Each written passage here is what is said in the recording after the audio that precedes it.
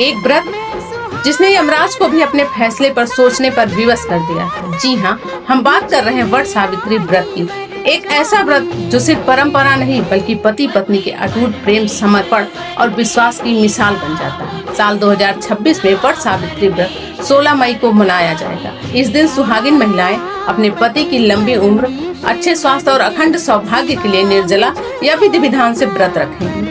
लेकिन सवाल यह है कि आखिर इस व्रत की शुरुआत कहाँ से हुई? इसके पीछे जुड़ी है एक पौराणिक मान्यता। कहा जाता है कि बहुत समय पहले एक राजकुमारी थी सावित्री। उन्होंने सत्यवान नामक युवक को अपना जीवन साथी चुना, लेकिन एक भविष्यवाणी ने सबको चौंका दिया। बताया जाता है कि सत्यवान की आयु बहुत कम थी।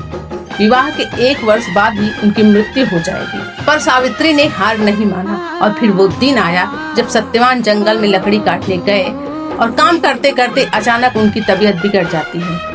तब वो वट वृक्ष यानी बरगद के पेड़ के नीचे आकर लेट जाते हैं। तभी वहां यमराज प्रकट हुए और सत्यवान के प्राण को लेकर जाने लगे। लेकिन इसके बाद जो हुआ वही इस कहानी को अमर बनाता है। सावित्री यमराज के पीछे पीछे चल पड़ी। यमराज ने उन्हें बार बार वापस लौटने को कहा, लेकिन सावित्री अपने पति के लिए अडिग रही। उनके प्रेम, समर्पण और बुद्धिमत्ता से यमराज इतने प्रभावित हुए कि उन्होंने उनको वरदान मांगने को कहा और सावित्री ने अपनी चतुराई से ऐसा वरदान मांगा कि अंत में यमराज को सत्यवान के प्राण वापस लौटाने पड़े। अब बात वट वृक्ष यानी बरगद के पेड़ की मान्यता क्या है?